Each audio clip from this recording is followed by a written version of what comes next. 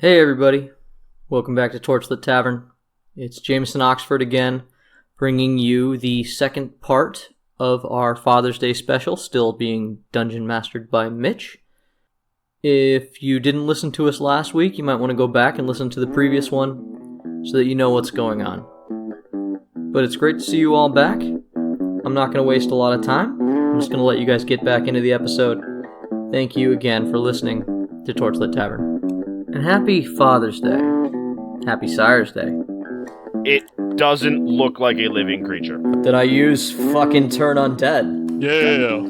As I brandish my holy skull. So, Scarimendor, you pull out your skull and what do you say? What's your words? By the power of Greyskull, I banish thee.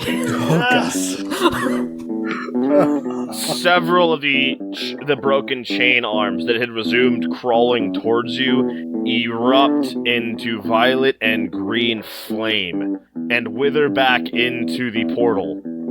As they do this, you hear a variety of shrieks, and everyone can see multiple apparitional spirits escaping from the limbs. When Radley cut them, it dripped this dark, viscous goo, but now that you're burning them away, you are releasing what looks to you, as informed individuals, like souls.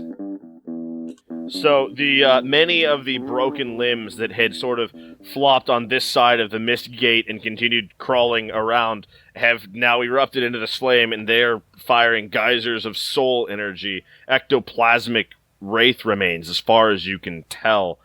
And there are a couple of arms that are clasping at the edge of the mist gate, which is now beginning to collapse. Good news, boys.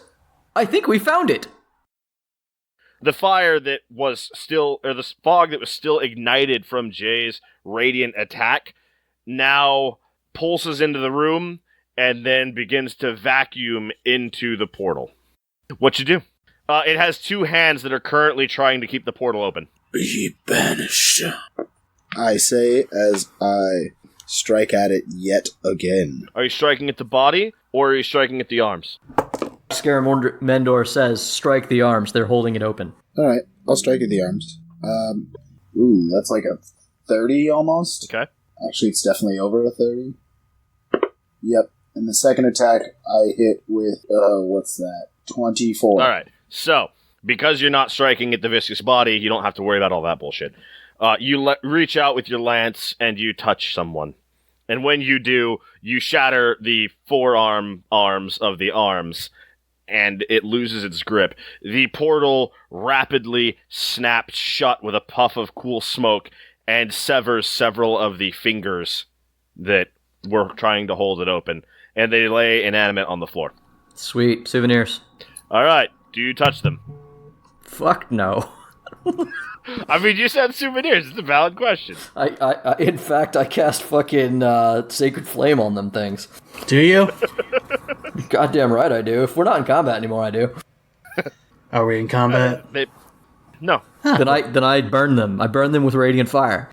They burn away. Good. Leaving no remains. Good. There's no evidence on the floor that anything had ever gone awry in this area. Good. Other than small patches of soot where things had burnt, including the one on the front of Ryan's chest, there is no evidence anything had ever gone awry in this room. I mean, that's par for our course, I think. You're doing your job, right? Yeah. Oh, good news. Well, job well done, gentlemen. Let's head back to the party. That was actually really good ale. I might have to brave the conversation of that strange old man again, but it would be worth it. There is a hallway that you can continue down. Scaramendor, I do believe we should continue on with our job, probably, because it's probably not done. I used it while we're out of combat. I used my crimson right die to heal myself. All right. So I ask, all right, in that case, report, because I know I didn't see everything that just happened. So it was like a big, scary skeletal beholder with some fucked up eyes. Just some fucked up eyes. Did you just go to the fell? Yeah. What'd you see? A beholder. Yeah, what he saw. What else? The beholder with fucked up eyes. I mean, that was my chance to figure out about the toll, but we'll move past it. That's personal. It was an abomination of unequaled fury. And that's putting it lightly. It had some fucked up.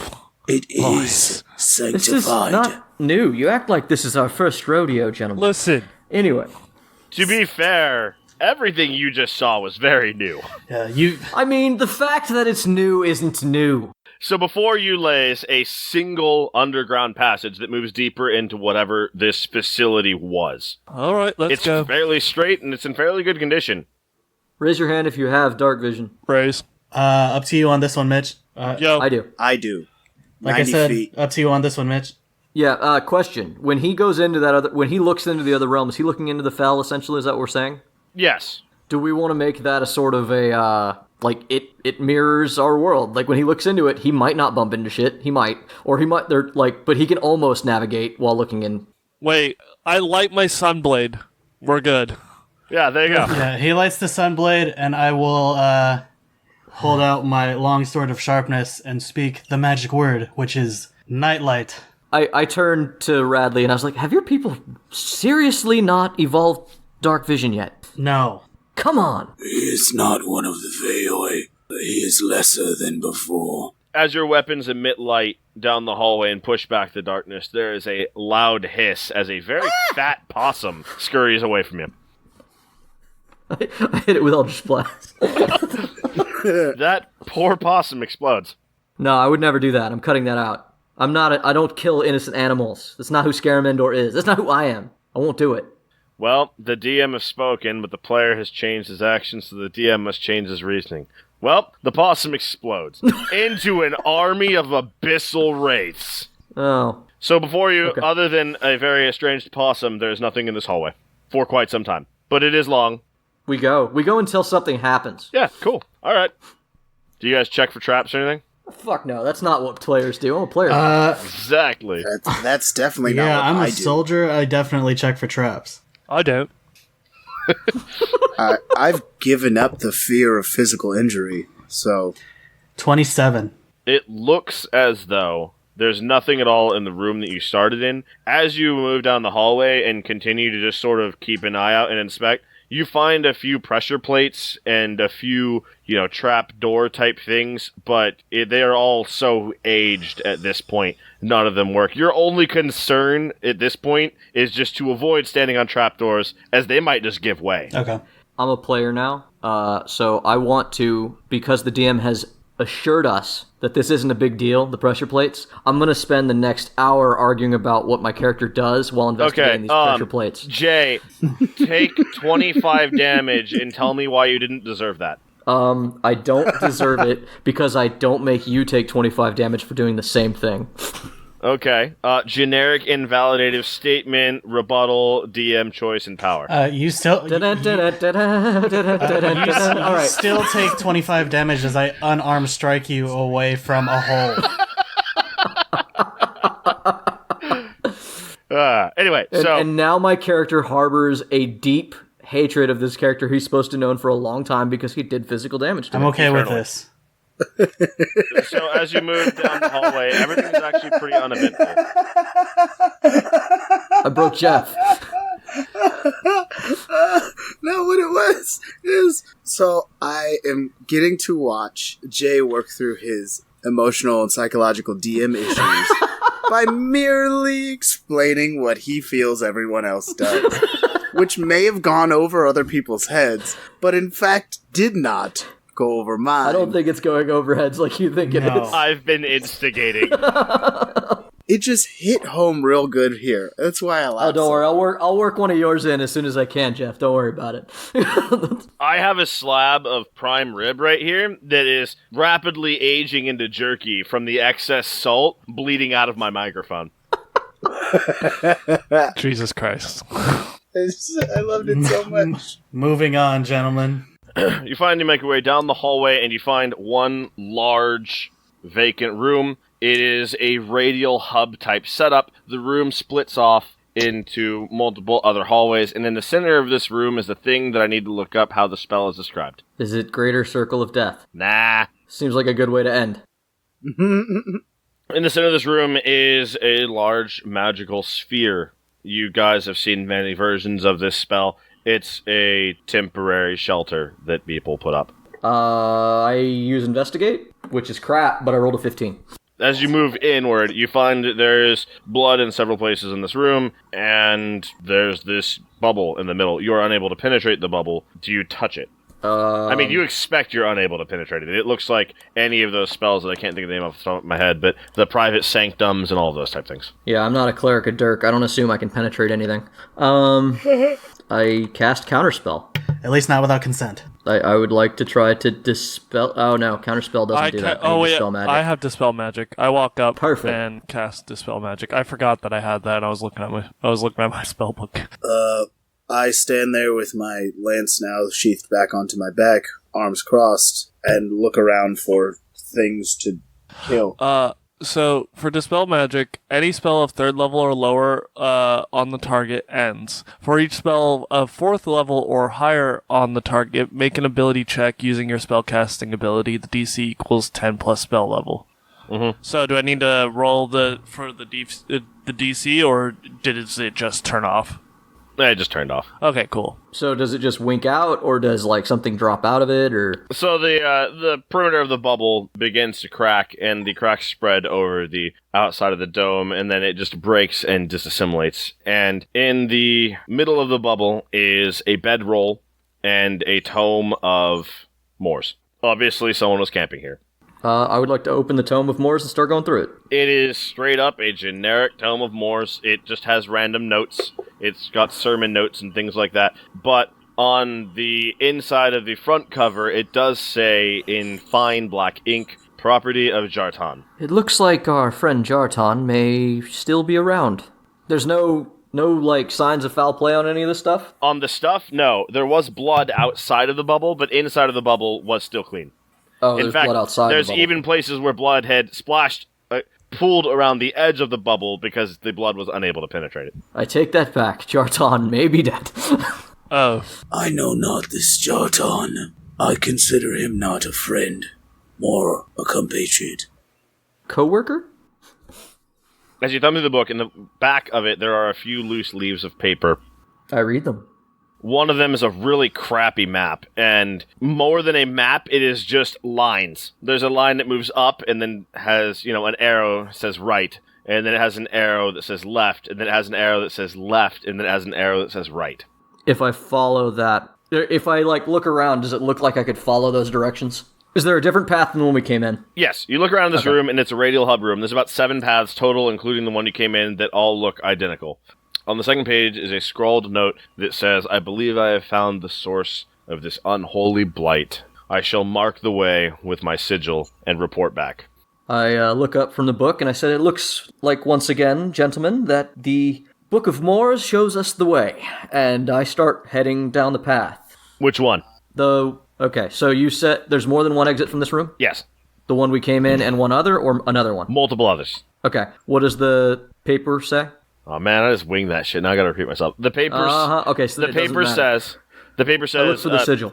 Yeah, there you go. Yeah, I use an investigation roll of what's that? 18 plus 5, 23 to find anything. You look around, and it takes a minute, but eventually you find it. It is the sigil of Morse that has. Well, it's part of the sigil of Morse. Obviously, someone had tried to scrape it into the stone, but the hardness of the stone had prevented them from doing a very good job. However, upon finding it, you are 100% sure this is exactly what he meant. I go down the path that is marked. Follow the directions? Yeah, I see the mark. I think this is a semblance of a clue. You make your way down the hallway, and you come to a stone door that is closed. Do we see any hinges? Yeah, is it like a stone sheet, or is it like... No, like it is a door. It's just made out of stone. Alright. Do we see any hinges? Well, no. I cast Mage Hand and I open it. How much force can Mage Hand push? It doesn't. I open it. Oh, okay. It's heavy. It's heavy. I open it with You my open it. hands. Yeah, no, you open it. It's heavy. You open it. That's the whole thing. Okay. I go in. Zombies. I proceed past it. What? What did you say? Zombies. Ah, Go. Initiative? Go. Jay, roll a dex save. I fail. Oh, man, you're gonna get wrecked. That's cool. 5 bludgeoning damage. As the zombie nearest you punches you in the fucking mouth. Oh no, 5 damage. You're fucked, dude. I see him bludgeoned by a zombie, and I unsheath my greatsword. Hey, nat 1 on that initiative. Yeah, I got me. So, Radley sees Scarimendor get right hooked by a zombie and just loses his composure. And, 30 on initiative. Fuck. Yeah, I only got a 10. Alright, players, Rough go. roll this time. By the rotten dick of God! Ow! So I rolled a 30 initiative. I think I'm first. Yeah, you go. Again? Motherfucker. No, last time it was Yeah, what did 27. it- Come on. He's Yeah, getting but better. you're still first. You with a 10.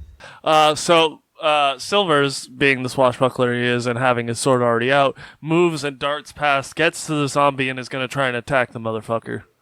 The zombie? Which one? How many are there? Plural. Oh. As you pass through the door, you realize there's a lot of right hooks in this room. Hold on. I got a fireball.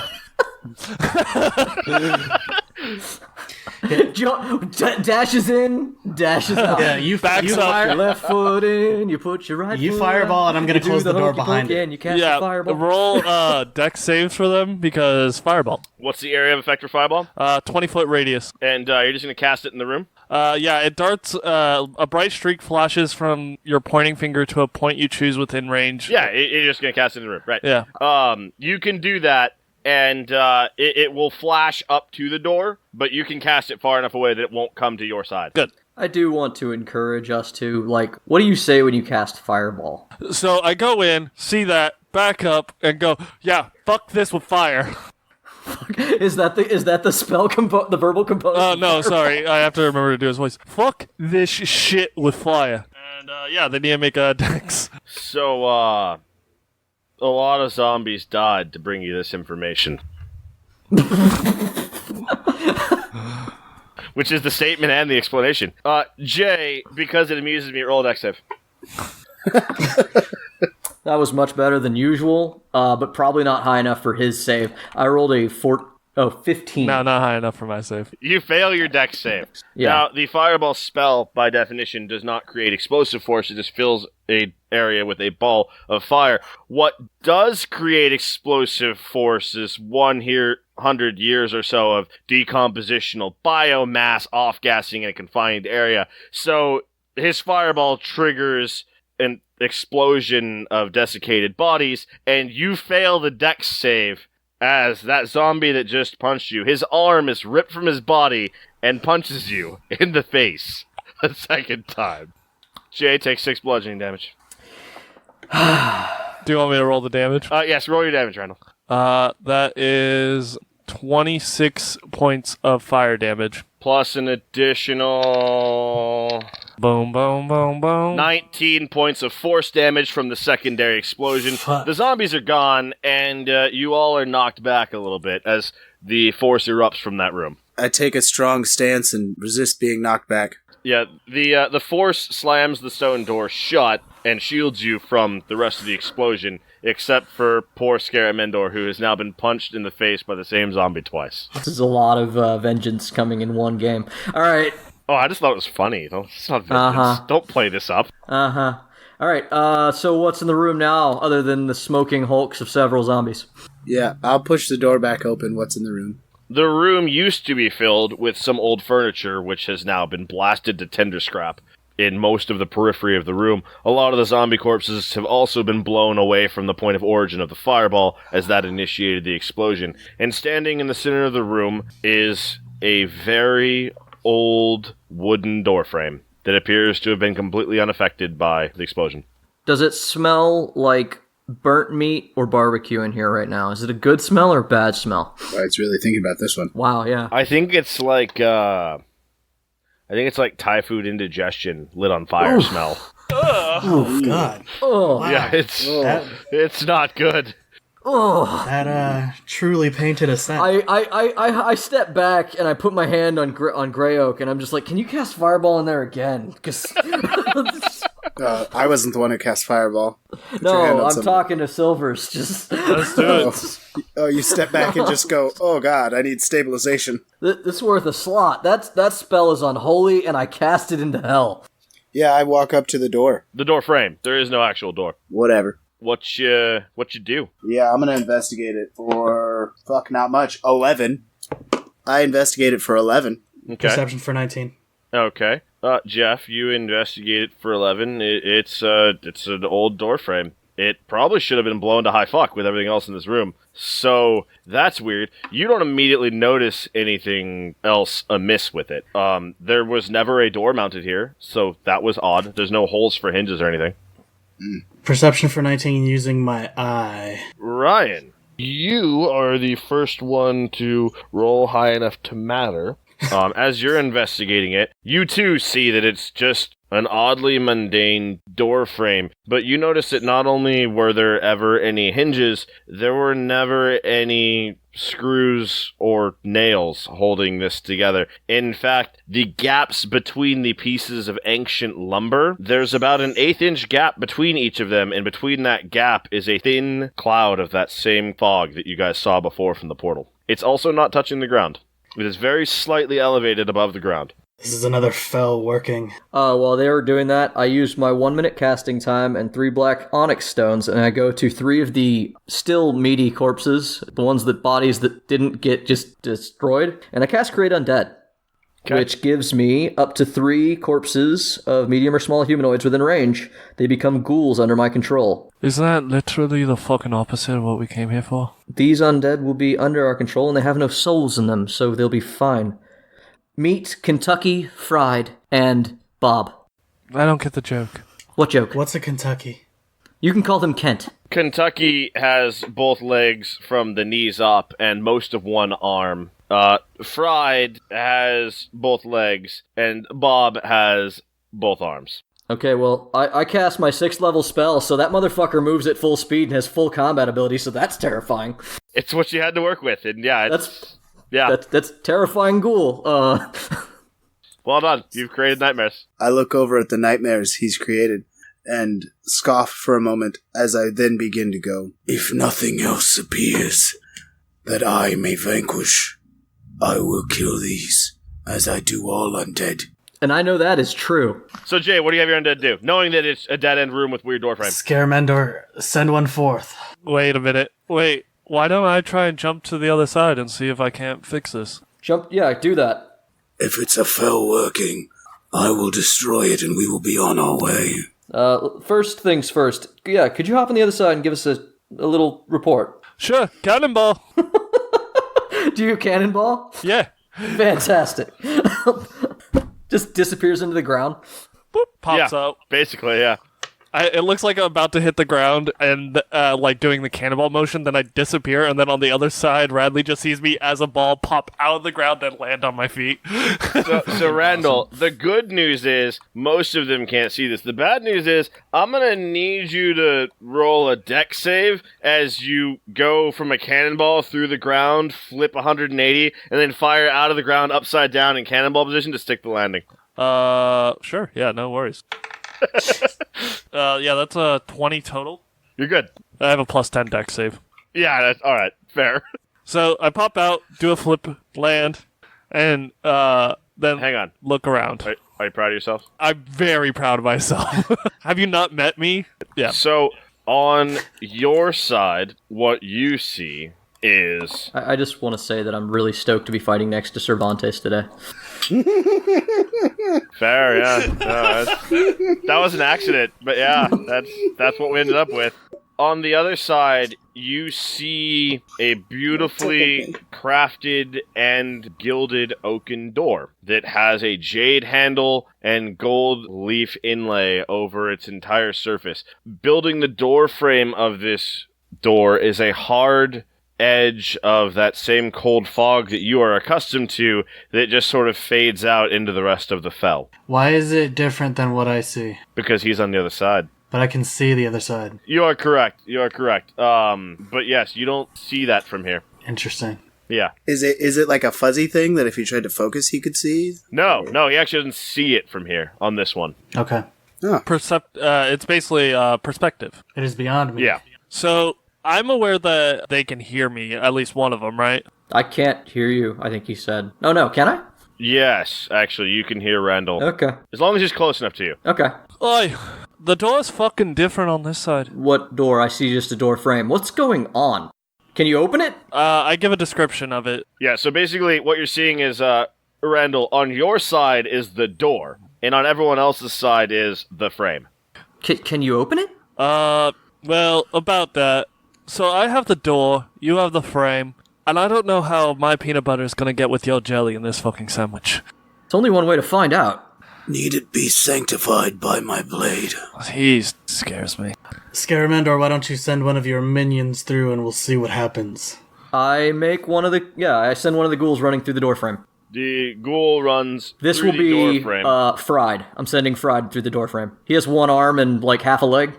No, Fried had no arms Okay. and Yeah. both legs.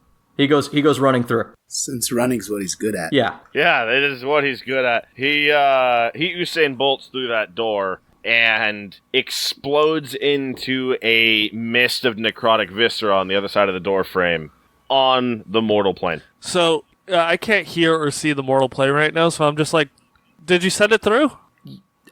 That's a yes and a no answer. Oh, so it didn't make it to my side. It didn't make it to any side. What does Radley see when that happens? Same thing? Yeah, same thing. Okay. I say, okay, could you give that doorknob a little jiggle and try to open the door? Alright. Are there any weapons on our side? No. I mean, there's bits of timber. There's broken furniture and shit. I go grab a bit of timber and I poke it through the doorway. Nothing happens. So I'll jiggle the knob. It's locked. Anyone got a key? Randall, Not that it would help you you. hear the loud toll of a death bell. So That's one more. That's three. Scaramendor just hears all of a sudden Silver's going, oh fuck.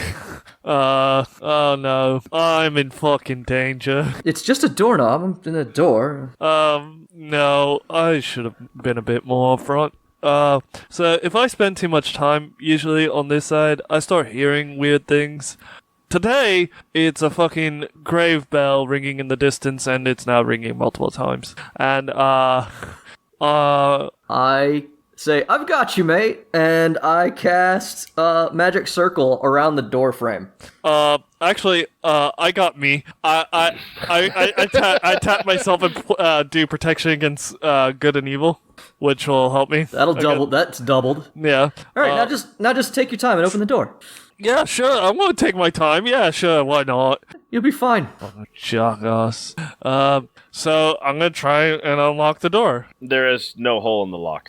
The The door is. It is locked, but there is no keyhole. Scaramendor, do you mention that he was looking for a key? Oh, yeah. oh. Does anyone have a key? The only key I hold is my boot.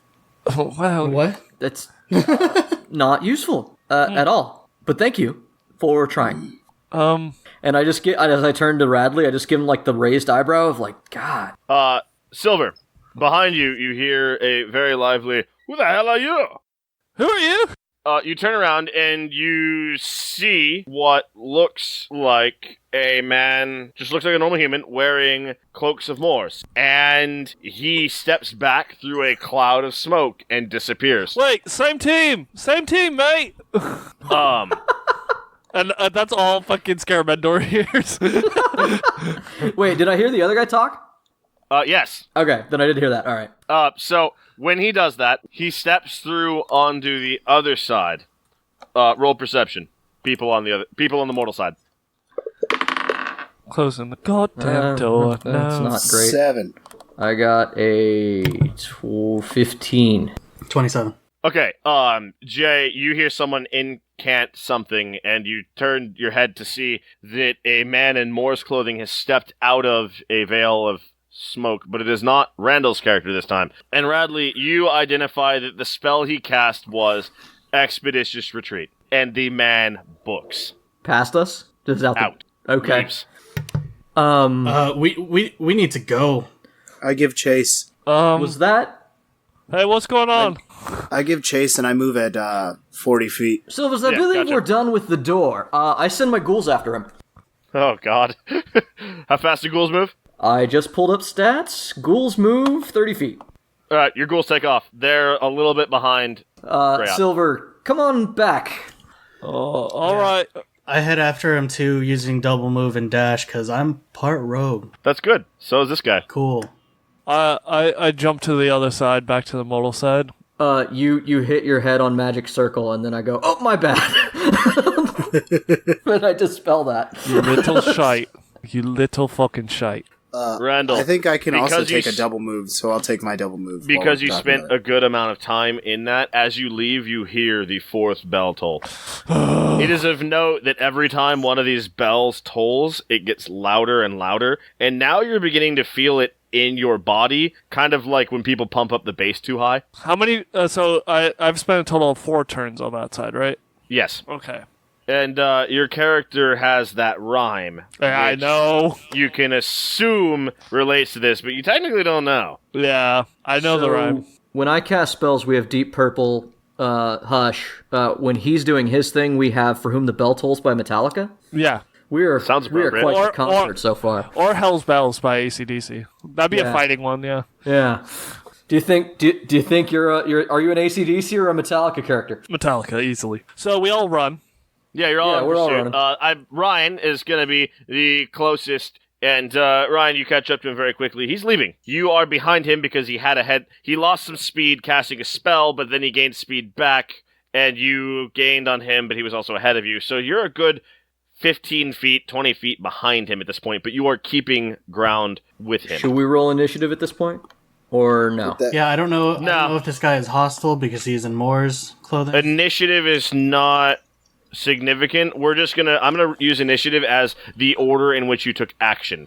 So it's going to be him, then I'll I say ran after Yeah, him Grey Out went immediately. first. yeah, him, Greyot, Radley, and then I'll say that Jay and Randall are just at the end together, whichever goes, doesn't matter. Well, I would like to use my bonus action to cast Far Step. Which is? I teleport up to 60 feet to an unoccupied space I can see. So basically, the end of any hallway, I just appear there. Okay, so when you get through the door, you can teleport basically back to that room where you found the bedroll. I can see all the way there? Yeah, it's and that's straight within hallways. 60 feet? Everything down here is straight hallways, Okay. and the hallways are about 60 feet. I can teleport 60 feet as a bonus action for the next minute. I can teleport 500 feet. Oh. I mean, that works, but we don't know where he's going. I imagine that for the first round here, because I've used up most of my other shit, I do appear, like, at the corner as he's taking it, and I'm just like, hello. You should slow down. Yeah, I'm moving at 80 feet with a double move, so I can't be super far behind him. No, And honestly, you're all pretty on his heels, except Jay. Can we Who's speak next to to him? you? if he's less than like 30 feet away from me, I'm gonna yell at him, cease your movement, and then I'm gonna grab my fucking lance and prepare to throw it at him if he doesn't fucking stop moving. He does not. Okay, I'll roll to throw my lance at him, Okay. cause fuck it. Yeah, I'm still operating under, like, Church of Morris procedure because I don't know who he is. I What do don't I know that I add? can kill the mortal. I'm not trying to hit him, I'm just trying to get his Wound attention. him mortally so he can't run so fast. Maybe. Yeah, that's fine. Maybe wound him, maybe just scare him. I don't Scarimendor know. will tell you when you go too far. Go for it. Yeah. I'm pretty disconnected from humans, or from people at all. I All mean, you kinds of understand how bleeding works. people. Yeah, well, sort of. Keep in mind, my whole shtick is I make myself bleed to do more damage. Oh, So I throw. What do I add to my roll for throwing just the normal stuff? Or You add strength or whatever. Roll your dice. Let me tell you, it may not matter. This guy is. Well, I mean, you don't. it Get to probably won't because I didn't roll very high. I rolled a 12. know. Oh, okay. And so what are you doing? Are you trying to hit him? Are you trying to hit near him? What's your objective? Preferably near him. I really want to stop him or at least slow him down. Okay. If I Fair. hit him, I mean, with a 12, you mortally- probably hit near him, even if you tried. Well, that's why I asked, because with a 12, he missed. Which means that you try to throw it near him, and you instead clip him in the back of the knee. Perfect. I mean, as long as it's just a clipping, it's not going to be that bad because only one Yeah, end. no, of a it's like lance. the point of the lance hit the ground, and then it whipped and caught him in the knee. It didn't really do any damage, it just sucked. Yeah, perfect. That's better than I would have planned for. So how far behind him are Kentucky and Bob? Kentucky and Bob are actually, I think, behind all of you at this point. You set your ghouls, and then everyone blew past them. They're trying. I mean, They're trying my their goals would best. be at the same spot that I am, because they move 60 feet when they don't do anything else. So you're all at about the same distance, which is about 15, 20 feet behind this guy. Does Bob walk on his hands? No, Kentucky no. does. No. Kentucky had no Bob, legs. No, Kentucky has both legs from the knee up. Bob is sprinting on his hands. That is an image. All right. So what happens does when he it gets slow hit? him down? So wait, what's Yeah. Kentucky again? Kentucky is from the knees up and one arm. Right. Okay. The way he runs is more terrifying to me. Click, click, click, click, click, click, click. I feel like click, every running once in a while ones. he's got to throw a hand down, like just sort of like free running, like parkour. Yeah, yeah. Yeah, probably. I feel like he. So whereas Bob just straight out runs like the. The person you're pursuing takes offense to what you have done, whips around, casts Firewall, and continues running. Ooh. How much damage does Firewall do if you hit it? He doesn't. He doesn't cast it on you, so that's good. But it's gonna do 5d8 of damage, I think, when you pass through it. When. Is there a save? Not if you're going through it. Okay. Wait, hang on. Yeah, there's a save if he cast it on you, which he didn't. He's casting it as a dissuasive measure. It's a maximum of 40 damage that thing will do. A maximum, yeah. I just run the fuck through it. Right. You take 18 damage. Cool. Sorry, I lied. I'm still You chilling. take 14 damage, my bad. I'm still chilling. Yeah. Fucking A. As I'm gonna go ahead and run right through it too. You also take 14 damage, so I'm lazy. Okay. It's a good way to do it. Yep. I'm gonna go ahead and take that as an offensive action against us. Was not cast on you. I don't care. He made me run through fire. It hurt. I'm gonna throw my vicious dagger at him. Okay. What'd that do? If I roll a 20 on an attack roll, it takes an extra 7. Okay. And that is 18. By the way, as I'm running, I pick up my lance. Because it's just right in the ground. Like, Yeah, you lose 5 feet of movement to do that. Yeah, I throw for 18 to hit him in the shoulder. Okay. You do, I believe. Hang on, I gotta find his AC. He deals with that. He takes damage. He, cries out when you strike him with your knife because you're a mean person and he doesn't like you at 8 all. damage. That sucks. Well, fuck. But he does not stop running. This man was made to run, and running's what he do.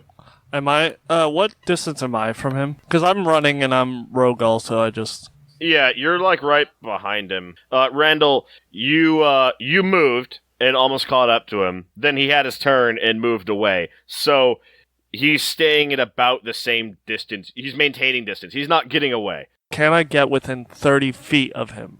Yes. Then I'll cast suggestion. Okay. And say you should stop running, and he has to make a whiz saving throw. Okay, got it. So he needs to roll that whiz saving throw. Or does he? He does. yeah, I assume I'm also within 30 feet. And I'm just going to, as I'm running, grab the hilt of my sword and then cast Detect Thoughts. What's the DC, Randall? 19. He barely saves. Fuck this guy.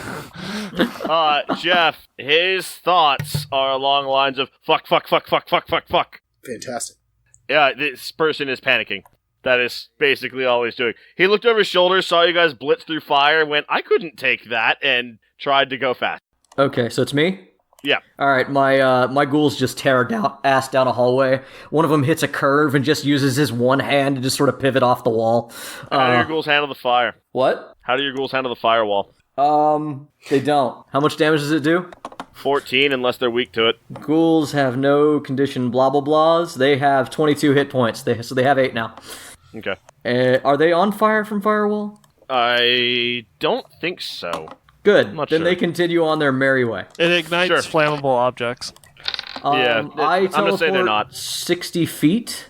Am I within 30 feet of him? You are within 30 feet. You are now... Well, no, you're not within 30 feet. Sorry. You're too far away. Because you're moving slower than everybody else. Everybody else is moving at 90. You're moving at 60. I moved 60 feet as a bonus action. I can now run 30 feet. Can I be Oh, within 30 okay. feet Then now? yes, you can be... You can be within 30. Okay. Then I'm within 30 feet, and I yell at him, for real, though, like, I want you to know that my church takes vows against killing people, and then I cast Chill Touch. Chill. And you should stop. That'll slow him. Actually, it's not the one that slows him, sadly. Oh, fuck. This is the one that just does the hand that makes him can't heal. Yeah, it's the Yeah, necrotic the one. hand of douche. Ranged spell attack. Gosh, I'm really missing Oh, that's that crap. slow. Don't even worry about it. I rolled like Okay. a 10. Not, well, maybe more than that. It's a fucking... Oh, shit, I had a lot. God, it's good to be powerful. I got a 16. Oh, man. Barely. Yeah, his DC is 17.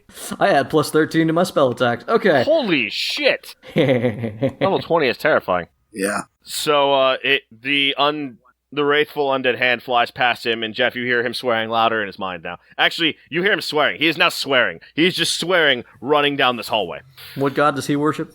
Right now, fuck, shit, So he's swearing by the PC soggy testicles? He's just swearing. It's just indeterminate. There's random names of random gods. It's nothing. I just assumed he was swearing to the most loathsome creatures in my world. He's not swearing to Dirk.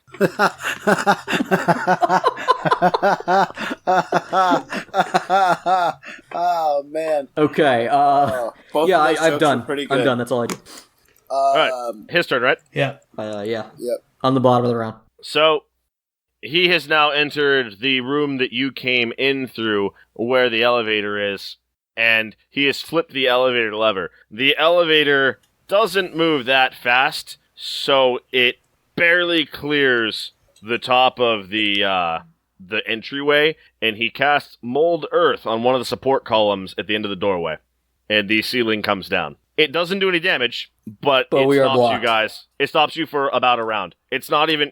You can move everything out of the way, it just takes you a little bit of time. There may be... Do I have a small opportunity to try to throw my lance and impede the movement of the elevator? I will allow you to attempt that, yes. But Okay. you're going to do so at disadvantage, because you're throwing at an angle from down a hallway. It's a bad shot. Getting perfect fucking, like, timing because it would have to get stuck in the middle. It's a bad shot, but I'll let you go for it. Go for it at Okay. disadvantage. I rolled a 12 plus whatever you allow me to plus to that. My normal plus is 11. Yeah, just it dex, I guess, because it's a throwing weapon. It should already be his thing if it's a Strength can be used for throwing weapons. Okay, then yeah, whatever. Add strength. Either way, 12 not gonna be good enough to do what you're trying to do in a weird thing. So you guys are able to clear the rubble, and you see the bottom of the elevator a good story and a half ahead of you. I look at who should I grab? I look at the hobgoblin and say, "Hey, you trust me?" Sounds good. And I grab him, and we both it can be a place you can see or one you can visualize, but both of us are able to teleport onto the elevator. So I grab him because I could take up to one creature my size or smaller. So we both teleport onto the elevator with this guy. When you arrive on the elevator, there's the strong smell of sulfur, and there are embers burning on the ground. Oh, bollocks. However, you can do whatever you want with the elevator now. To wrap it up so that me and Radley are in the same place, I use my action to cast Levitate on Radley, and I use my bonus action to teleport to where they are. Okay. So the elevator is still continuing upwards with you guys. He is a little ways ahead of you. You can speculate because he did the demon door thing. What is it? Damnation Stride. Okay. Insert elevator music. So you guys have about 3 rounds before you get to the top. You want to catch up with each other a little bit?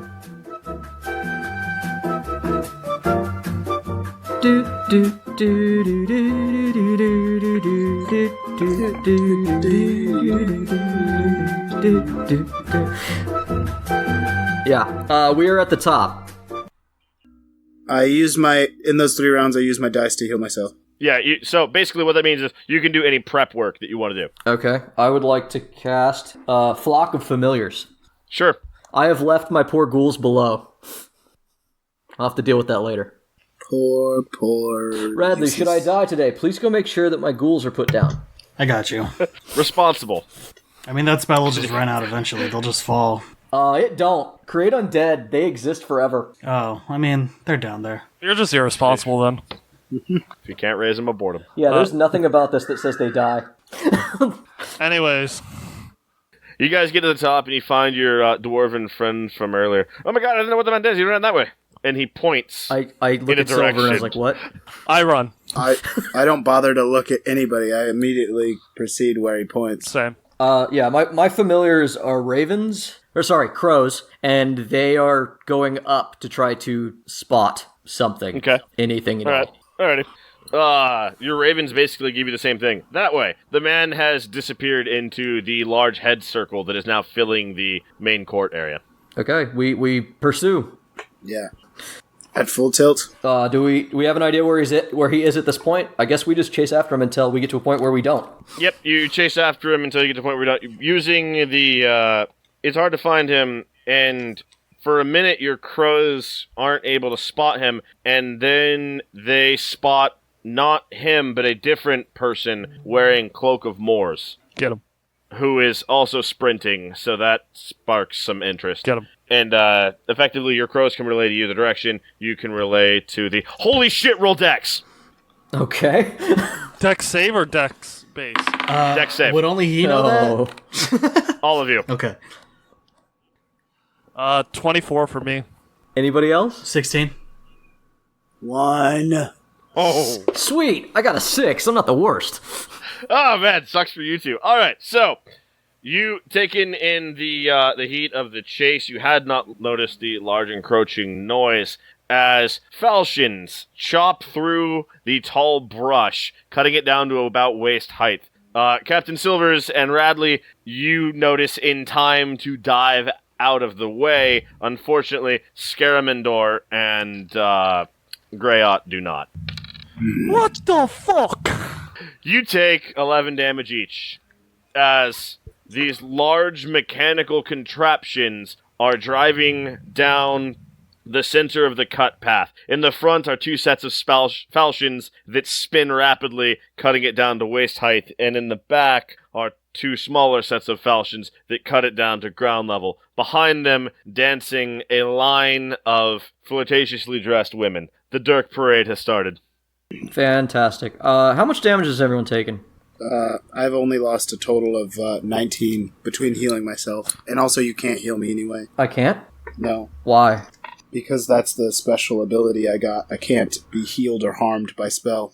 I've taken 28. I'm fine. Yeah, I'm back to full after my second wind on while we were floating up. So the Dirk Parade has begun. Describe that, please? So, in the front of the Dirk Parade, mowing down the giant hedgecock, is Christ. This large mechanical contraption that is known to the people of Griffinport as a Tiggerwagon. Now, these haven't been seen for many, many years, and this version in particular is new and has never been seen before. And piled atop these large brush-cutting machines are the priests of Dirk with their kegs and mugs, dispensing penis amulet necklaces and pouring ale to anyone who approaches them. So, this unholy thing must be put down as soon as we are done with this lesser evil, because Tig has vowed he would never build a new Tiggerwagon. That means that this is a Dirk-created Tiggerwagon. That means we must destroy it. Oh my god, no, it's a modified one of Brian's car. Oh yeah, because the only other surviving vehicle. It's just his car modified over the years by Dirk. Oh god, we must destroy this unholy beast. Alright. Behind them, scantily clad women prance about. It is a grand spectacle. I get running after this guy.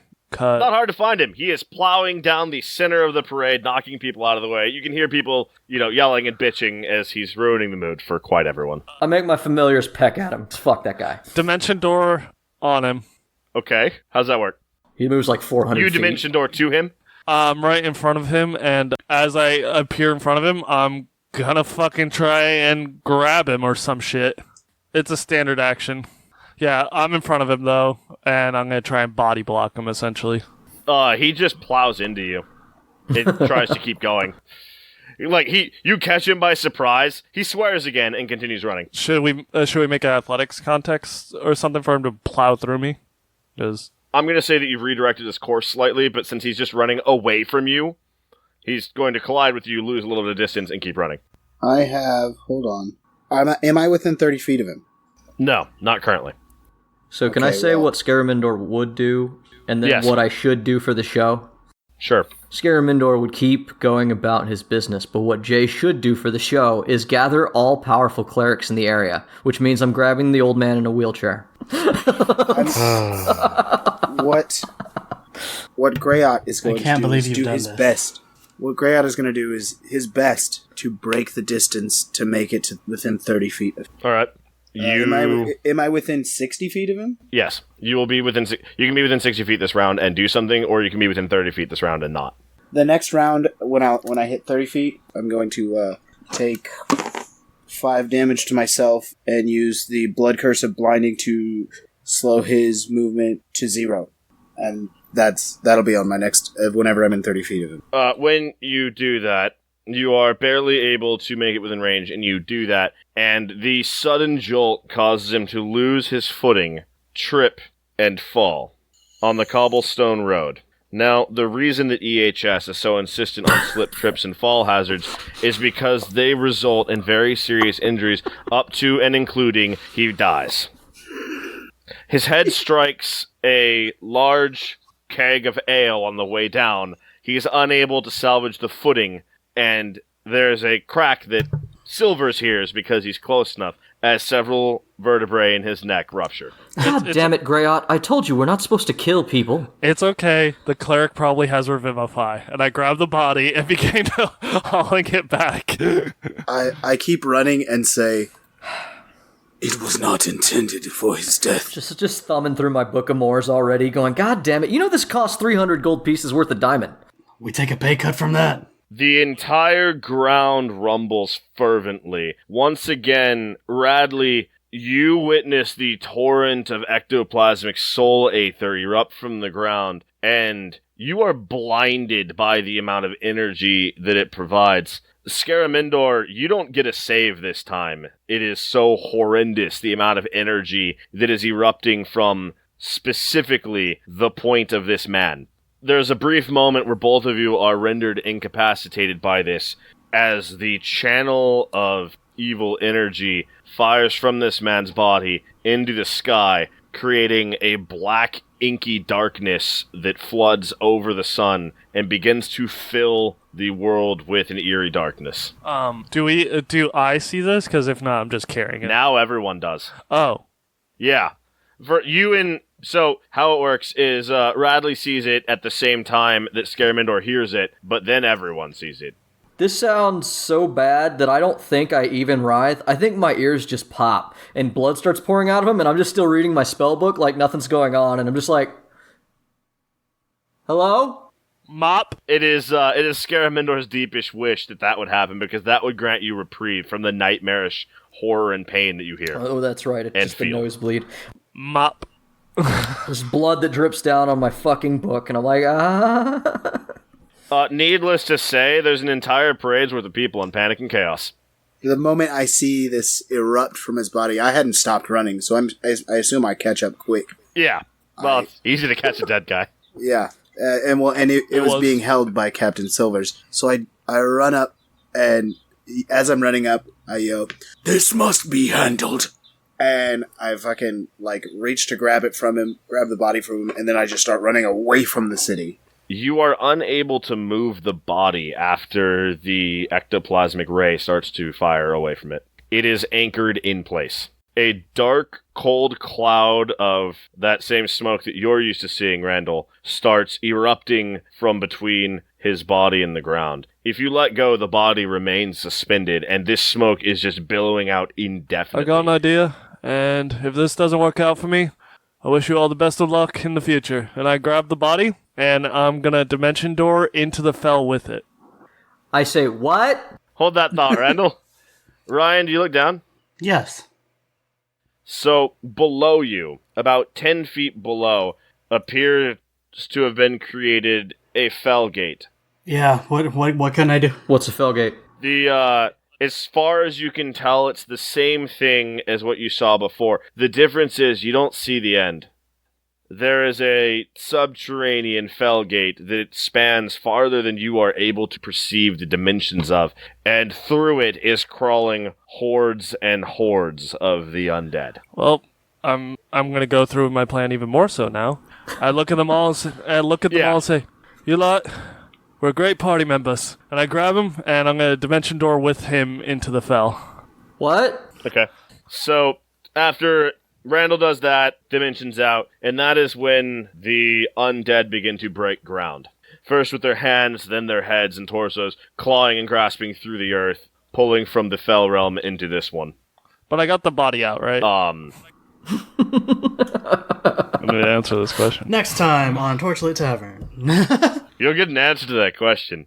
People scream in horror as the undead begin to pour forth, and it seems as though there is not much that can be done. Randall, sorry, coming back to that. You grab the body and you attempt to step through. The body stays behind, but you do not. You arrive on the other side at the core. Did you have a question? I was just gonna say, Dimension Door says I could make a person smaller. Yeah, it didn't work though. And Did you mean to Dimension Door into the Fel? Yeah, with him. Yeah. See, Dimension Door would have had a slightly different effect. You wouldn't have been in the Fel. I said Dimension Door. No, on the mortal plane. Dimension Door on the mortal plane would have left. He's asking you, are you changing planes or are you casting Dimension Door? Because Dimension Door just moves you physically. Yeah. No, that's why I wanted to combo the abilities. Yeah, that's fine. That's fine. Yeah. That's what I'm telling you. Okay.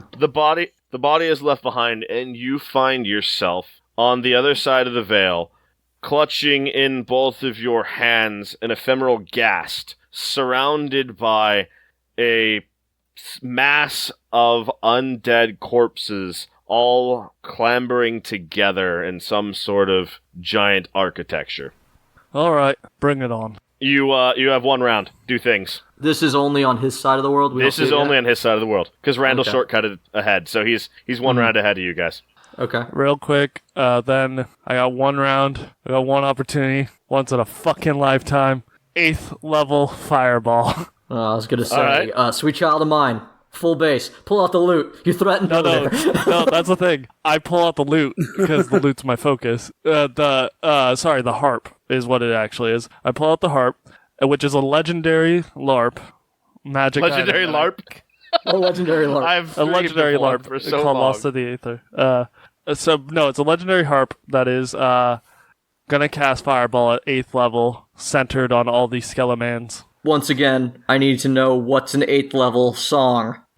Enter Sandman. Yeah, okay. So Randall, that's an 8th level fireball about a foot in front of you, because that's about as far as you can see. I understand these terms to service. Roll your damage, sir. Bling, bling, bling, bling, bling, bling, bling, bling, bling, bling, bling. For those at home, Silence, infidels. All right, Randall, you rolling damage? 13d6 damage. It is 46 damage of fire exploding all around me as I decide that I'm going to take as many of these fuckers as I can before they get me. You now know what the inside of that room looked like. Yeah, So do you survive that, is the first and most important question. I do. So, as you do that, the apparition reaches out and touches you with an open palm in the chest, but not soon enough. You hear what begins to be the toll of a bell as you discharge your spell. The explosion goes off and begins to tear apart whatever this thing was, and the fire grasps at you as you are sent backwards into your normal realm. The apparition has disbanded you, or dispelled you rather, back to where you belong, but not before you got off your very, very large explosion. We're off to Neverland. I get sent through the realm like normal, except it's like a throw, and I'm still like smoking from the fireball. Yeah. So what you guys see is Silvers disappears, then immediately Silvers reappears next to the body in a column of flame and is thrown about 15 feet back. Yeah, so Randall gets ejected. His body is ejected, thrown from his mist gate, and he collapses unconscious against the surrounding rubble. Behind you, the Durkians have turned their giant contraption of agriculture into a grinder of zombies, and they are moving around trying to clear the horde. What do you do about this horde of undead that is clambering from under the earth? I am immediately next to this body still, so I pull out my mighty sword, Haziran, my mighty great sword, and I attempt to cleave this body in two. Okay. What kind of damage does that sword do? What are the things it does? So it does slashing damage. It also does wounding. It also does necrotic. So how do you attack this body? Because it's not resisting; it's just there. Yeah, I just attempt to cleave it in two straight down the middle. Right down the middle. Right down the middle. Like half right and at the half, waist. left and right, top and bottom. What are we talking? Hot dog or hamburger? Yeah. Hamburger. Hamburger. As you bring your sword down, you meet very little resistance. It is only a body. It is attempting to withstand your great sword, but that's not a thing bodies do. You easily cleave through the flesh and tear the body in half. At the end of your swing, you feel and hear a small metallic clink. Your sword continues to pass through the body and comes to rest in a large cleaved trough that you make in the cobblestone below. The body explodes into more of the etheric light, and beneath your sword, upon the ground, you see a key. After cleaving the body in two and it just more light and energy, I reach down and grab the key, and I look around to see if what I had done has done any good. Immediately, no. I mean, I cast Speak with Dead on this dude. He's dead, but that don't stop me. Okay. I grab him by the face, and I use my warlock ability to always speak with dead, and I demand to know answers. I grab him by the face, his dead, fleshy face, and I shake him, and I say, "What have you done?" I have breached the plane. I am become soul on one and body on the other. That's impossible. Ryan, go. Radley has both swords drawn and is just cutting through undead at this point. That's 25, 17, and 21 to hit 3 different zombies. Yeah, no, you're getting them. I mean, a lot of them are still trying to crawl out of the ground. You're in the middle of the shit, so take 12 damage as some of them claw at you coming out of the ground, but you're just cutting them down. Yep. So I'm going with horde rules here that I have just made up. I will just tell you that you take damage periodically as things hit you because there's just things everywhere. I'm also not going to make you roll for attack. You're just basically taking hit points off of the swarm every time you kill one. Everyone who is within 10 feet of the body roll dex. The last thing I try to ask him before that happens is, wait, what side is the soul on? And I roll a 10. 12. I am not good at this dex thing that you keep making me 13. do. Me neither. Shit. So you all catch uppercut. Again? It's the You third hands I've caught all- today. You all catch uppercut as the ground erupts below you. A fist the size of a garbage truck, formed of bodies bound together, erupts from the ground and strikes you all. Ah, it's Legion. I don't know what that is, but maybe. It There are is. many. Jay does. How much damage did we take? 15. Oh, You are knocked only back. down to 101 HP. You are knocked back and knocked prone. From the ground crawls this giant, gargantuan abomination of flesh and death, and it looks down upon you. It raises its hands up, and it punches Jeff in the face. Jeff, roll reflex. Dex save. Let's see how well I do at this deck save. So far, not great.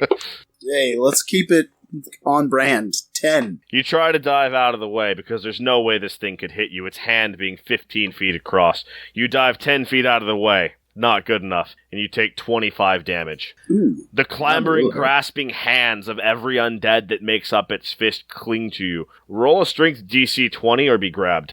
Okay, hold on. Let me put in. How much damage did I take? 25.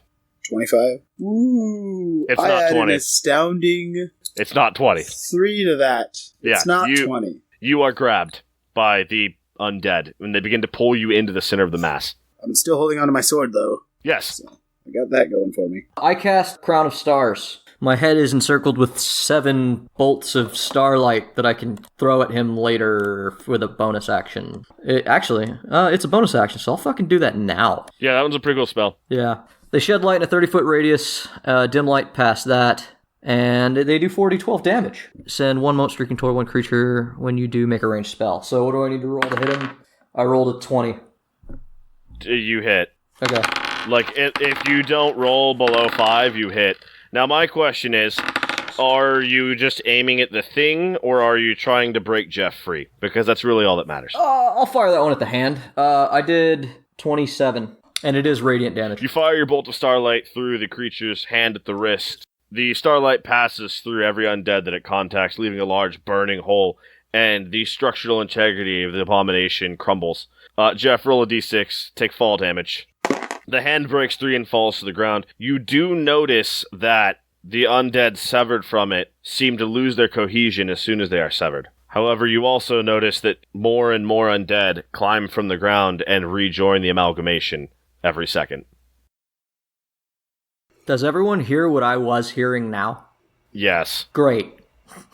Good. Basically, everyone hears and sees the same thing now. With the exception of... Actually, no, everyone hears and sees the same thing right now. Ryan can see at the center of this thing the glowing mass, but it seems to be very far away. I'm gonna take like a 30-foot step away from it, as far as kind of be away as far as I can get with 30 feet. And then I'm done. That's all. That's it. That's all I'm gonna do. Take 12 damage as zombies and shit claw you. You would. Is it necrotic at all? I did. No, they're just beating you. Okay. 12? Yeah, Ryan, my main man, go boy. So are we just seeing arms at this point? At this we're point, not seeing like a full body. It's like waist up at this point. It uppercutted you with one hand, climbed out, and punched Jeff with the other. Okay, so we can see a torso and up. So there is like a head. It is growing legs as more and more undead add to the amalgamation. Okay, as it punched Jeff, I'm gonna run up its arm. Okay. Do you want me to roll anything to avoid grasping? Yeah. Give me 3 dex saves. DC 15, 6, and 5. 16, 10, and 12. You're good. That will just count as your movement action. Okay. I'm gonna run up to what I assume is its crazy, scary head. What do I see? There's not so much of a head as just a torso mass, but you can see the glowing light of some sort of spectral energy at its core in the middle of what its torso would be. Alright, I'm gonna swipe at that 3 times. That's 7, 7, and 12 damage. Mm-hmm. And I'm going to... It's probably not going to do anything, but I'm going to use menacing attacks. And that is, I can expend 1 superiority die to add the total to the damage roll, and the target must make a wisdom saving throw. And on failure, it is frightened until the end of my next turn. Don't think undead can be frightened. Worth a shot. That's an extra 2 damage on that 12. It gives you more damage, though. So, what was your damage rolls? That's what really matters here. 7, 7, and 14. Okay. And then I'm going to jump off back down to be with my comrades. With the first strike, you cleave halfway through one of the zombies, shielding where you believe its core to be. The second strike passes through it. Another undead ghoul tries to cover the gap that you've just made, but you cleave that in half with your third strike, and you see that there's an empty cavity in the center of this thing, and you can see the ephemeral ghost of the man that died at its core, but you can tell at this point that he is not on this side of the veil. Okay. You will need to find some way to get to the other side to deal with this. Okay, so I'm gonna, after seeing that, I'm gonna backflip down, I'm gonna land superhero landing style. Do you want me to roll for that landing? You can either roll dex or take damage. Superhero landing. That is that's gonna be a 30. So bad on the knees. It's gonna be a 30-foot drop. That's a nat 20, baby. Ooh. Stick it. Full on superhero landing, swords out at my sides, ready to go for the next one. And I relay what I saw to my compadres. You take 10 damage from the undead on the ground as they claw at you while they clamber into the mass. Okay. No one has seen or heard from Captain Silvers. It appears that he is indisposed at the moment. I've been dropped and freed now. Yeah, you're surrounded by the pile of undead that once made the hand. It's about 10 undead. Now losing their cohesion, they're just sort of clawing at you because undead. Okay, well, can I cut a swath towards its legs and try to cut it down? Yes. I'm going to do that. What do you want me to roll?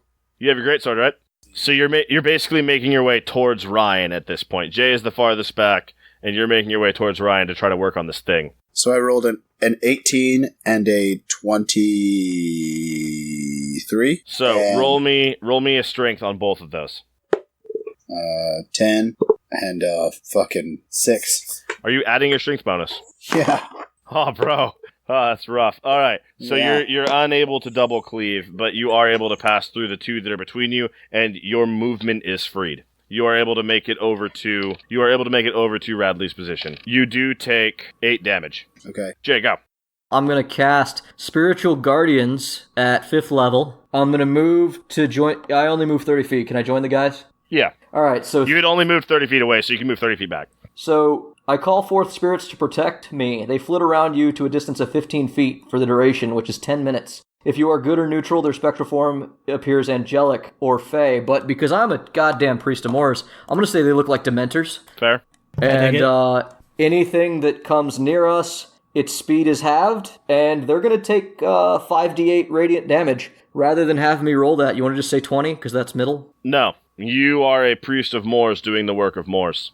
They're going to take 40 damage. Fantastic. Then yeah, I'm protecting us with Dementors. And then I'm going to hit that motherfucker with my another radiant sunburst from my star crown that I got going on.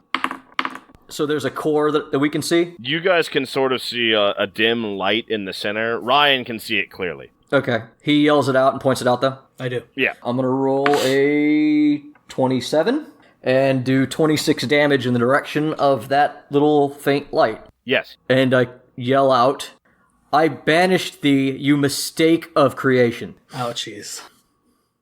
He doesn't like that. Your starlight rips through its torso mass and deals a large amount of damage. You now see faintly floating at where the glowing core was the legless apparition of the man that had died. The body cleft in two no longer can support itself, and you see the hands of the undead reaching out to each other, attempting to make grasp and keep together, but there's too much weight, and the two halves fall to the ground. Ryan, go. Can I do damage to that thing? Which thing?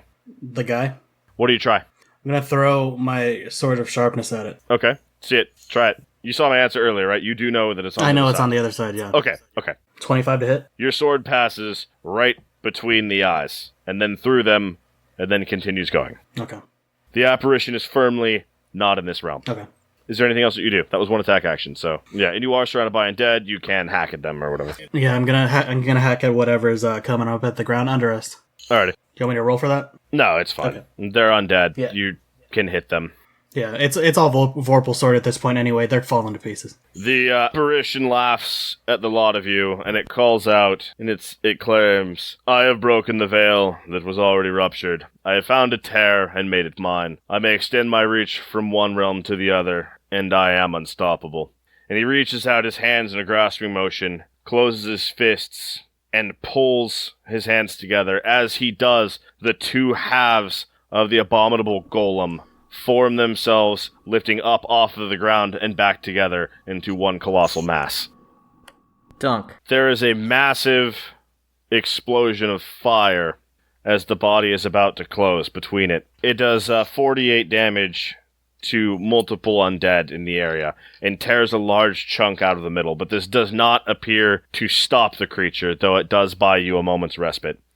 And Captain Silvers returns to your group. Randall, next round, go. I cast Firestorm. Okay. On the undead? Yeah. Alright. It's 7th It level broke, spell. don't fix it. You have done a massive amount of damage to the undead in the area, and from the ground has erupted and clambered itself a colossal construct of undeath. Bring it on. Ryan, Radley, you can see that the core of this creature is the apparition on the other side. And Captain Silvers, you know that it is there. You also know that you alone will not be likely able to defeat this creature. However, you believe that you could take your friends with you to the other side, though you don't know what that would do. All right, boys.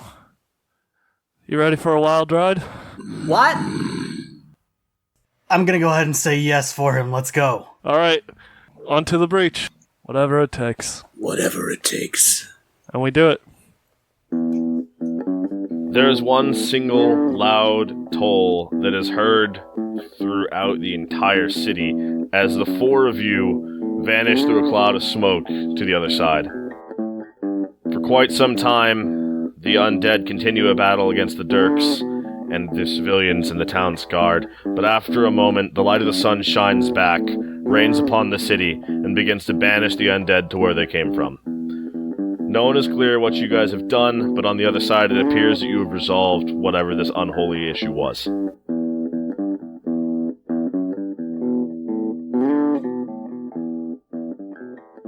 Hello everyone, and thank you again for following us on our journey through another episode of Torchlit Tavern. You've listened all the way to Arc 3, we hope. If not, you can always go back and catch up on what you've missed. First of all, myself and the rest of the members in the Torchlit Tavern would like to say thank you to everyone who listens to us. We love telling our stories, we love your engagement, and we love to entertain you guys, so thank you.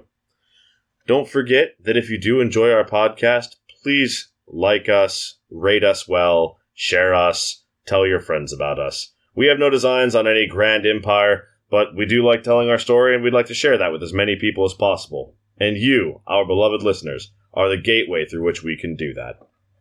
If you're looking for other ways to listen to us, we can be found on Apple Podcast, Spotify, Stitcher, or your preferred podcasting service. If you want to engage and find a little bit of extra interaction with the Torchlit Tavern, you can search Torchlit Tavern on Facebook or Twitter. And we have established a Patreon at patreon.com/Torchlit Tavern. If you'd like to go that little extra mile for us, you can do so there, and we will kick back to you with monthly content updates. This could be anything from narrative expansions, world lore, or even just an insight into the characters of the world themselves. And last but not least, if you want to chat with, compliment, or ridicule one of our lovely players, you can find us at the following locations. All right, have a good night, everybody. We'll see you next time. You can find me, Jameson Oxford, at something master on Twitter. And you can find me, Ryan, aka Roy, at Ryan SCB Santos on Twitter. And I'm Randall, and if you want, you can follow my inactive Twitter account at Argo Omega, or you could just look at the Facebook, and I'll be there. This is Jeff, still playing the Jello-Man Skeleman himself. If you're looking for me, you can find me on Twitter that I never use at big_J_the_bad_man. You know, I think maybe I should have my own Twitter. You shut up. It's not time for this things. God. You can definitely find me at the Torchlit Facebook. I'll be there. No, I'll be there. Somebody will be there. And thanks for tuning in. Fuck you, Warlock.